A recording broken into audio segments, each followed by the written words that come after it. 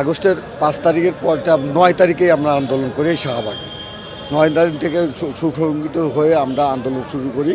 আজ 10 মাস রাস্তায় রাস্তায় আসি।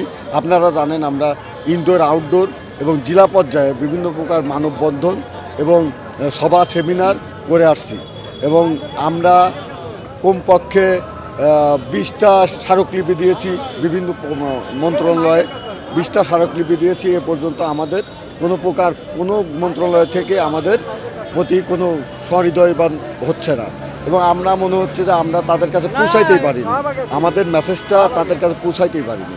এখন আমরা নিরুপায় হয়ে রাস্তায়, আমাদের তো হারানোর কিছু নাই ভাই। আমাদের স্ত্রী হারা গেছে, পরিবার হারা গেছে, কারো ছেলে মেয়ে ভ্যান চালায়, রিক্সা চালায়, আমাদের তো হারানোর কিচ্ছু নাই। আমরা এখন যদি রাস্তায় মারাও যাই, আমাদের কাঁদারও কেউ নাই ভাই, আমাদের কাঁদার মানুষও নাই।